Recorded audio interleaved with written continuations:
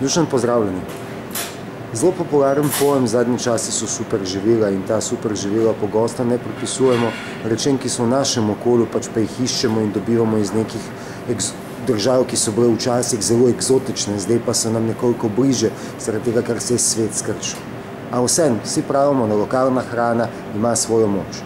Kaj bi vi lahko izpostavili kot svoje vrstna super živila, ki uspevajo v Sloveniji, a se mogoče in morda premalokrat zavedamo njihove notranje moči?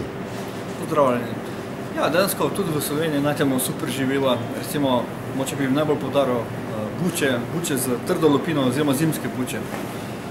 Ker smo že v času zime, recimo to zelo obstojna, zelo hranljiva hrana, ki je moče spregledana, premalo uporabljena, moče občasno kdo uživa, ampak recimo nekdo, ki želi uravnati krvni sladkor, recimo buče so odlične za to. Tudi nekdo, ki že ima sladkorno bolezen, recimo buče je odlična, da se pomaga tej osebi oziroma da ohranja nivo sladkorja. Potem recimo tudi moče jabolka kot naše sadje ali pa hruške.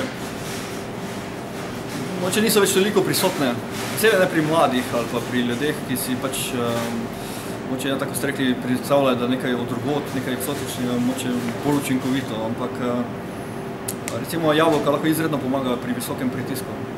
Recimo, vemo en pregovor, ena jabolka na dan od žene zdravnika stran ali pa bolezni stran, dejansko tudi zelo pomaga. Recimo 3 jabolka, nekdo, ki ima visok pritisk, lahko odlična stvar in je za njega super živilo.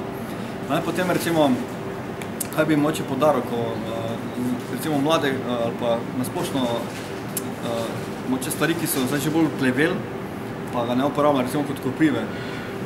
Lahko tudi odlično, recimo za razstrupljanje jeter. Raste dejansko na vsakem vrtu v grobu, na razpolago pa zanemarimo. Recimo tudi super živilo lahko bi regrat, ki tudi moče ni toliko na jedilniku, kot bi lahko. Recimo tudi stebelce od regrata, recimo zelo odlično, da uravnavajo krvni sladkor. Recimo sami regrat kot rastlina, list, korenina je odličen pri vseh oblikah vnetja.